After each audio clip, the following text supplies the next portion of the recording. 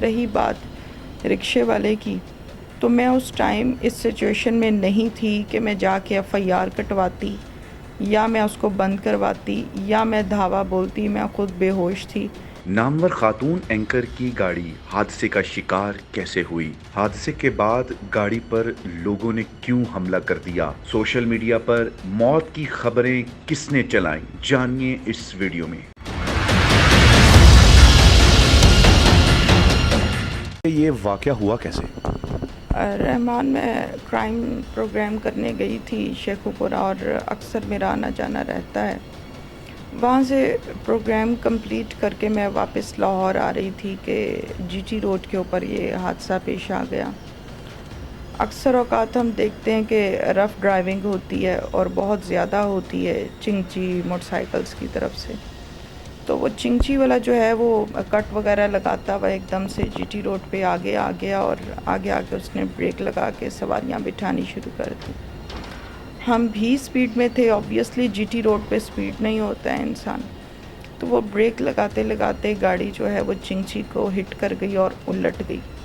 جب ہٹ کی ہے تو اس ٹائم مجھے سمجھ ہی نہیں آئی کہ کیا ہوا. ایک دم سے آگے سے اسکرین ساری جو ہے وہ ٹوٹ گئی، ایئر بیگس اس کے کھل گئے.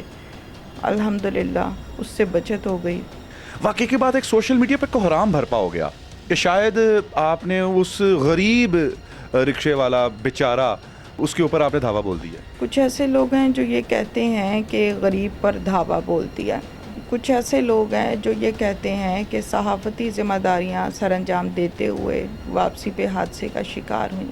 کچھ ایسے لوگ ہیں، میں جب ہاسپٹل پہنچی اس سارے سینیریو کے بعد تو مجھے ہوش نہیں تھی، میرا نمبر ریسیو نہیں ہو رہا تھا.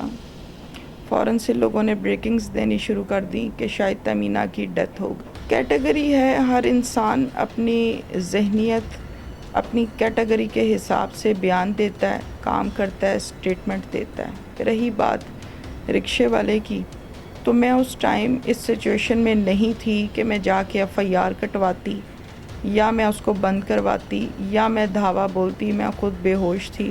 یہ من گھڑت کہانیاں سب نے اپنے اپنے ویوز لینے کی خاطر کی ہیں جن کو میں جانتی بھی نہیں ہوں. پولیس کے اس اقدام کو کیسا آپ دیکھتی ہیں؟ لوگوں کا جو موب تھا وہاں پر اس ٹائم، وہ بڑا ہی غلط رویہ تھا.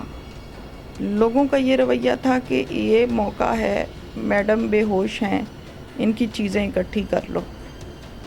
بڑی ڈس اپوائنٹمنٹ ہوئی اس بیہیویئر سے. پولیس نے 100% کوآپریٹ بھی کیا.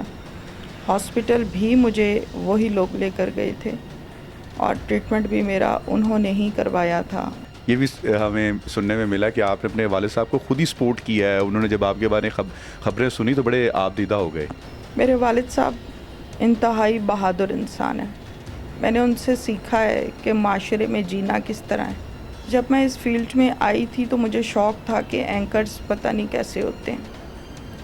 تو میں نے ان سے کہا تھا کہ میں یہ جاب کرنا چاہتی ہوں تو میں کر لوں.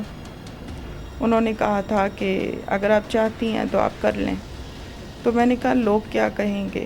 تو انہوں نے کہا تھا کہ میں آپ کے ساتھ ہوں، لوگ جو بھی کہتے ہیں کہیں آپ کو کچھ نہیں ہوتا، آپ کریں. تو جب بھی مجھے کوئی ایسا حادثہ، کوئی پرابلم، کوئی ہرڈل آتی ہے تو وہ جملہ میرے دماغ میں آج بھی گونجتا ہے. اور یہ وہی جملہ ہے کہ آپ دیکھیں کہ میری گاڑی جو ہے وہ روڈ پر الٹی ہو گئی، کیا کچھ نہیں ہوا. وہاں کے لوگ اور سب کہہ رہے تھے کہ موجزانہ طور پر آپ بچ گئی ہیں. تو وہ جملہ ہی میرے ساتھ تھا کہ مجھے کچھ بھی نہیں ہوا، میں ان چوٹوں کو کچھ بھی نہیں سمجھتی. کیا میسیج دینا چاہیں گی اپنے فالوورز کو، اپنے پیاروں کو؟ میسیج یہی ہے جی، بس ہفتے 10 دن کی بات ہے، میں دوبارہ اسی گرج چمک کے ساتھ فیلڈ میں آپ کے سامنے کھڑی ہوں، کوئی مسئلہ ہی نہیں. Urdu pointed just like my family. ایک گھر میرا یہ ہے جہاں پہ میرے والدین، میرے بچے ہیں، اور ایک گھر میرا اردو پوائنٹ ہے جہاں میں سارا دن گزارتی ہوں اور رات کو گھر اپنے سونے کے لیے آتی ہوں. اور جو لوگ افواہیں پھیلا رہے تھے اور مزید پھیلا رہے ہیں، آپ کے سامنے ہیں. دبنگ انداز الحمدللہ قائم و دائم ہے، اور اسی انداز اور اسی رفتار اور اسی گفتار کے ساتھ وہ بہت جلد واپس لوٹیں گی، آپ لوگوں کی آواز بنیں گی. آپ لوگوں نے بالکل نہیں گھبرانا. اجازت دیجیے اپنے میزبان عبد الرحمان کو. اللہ نگہبان.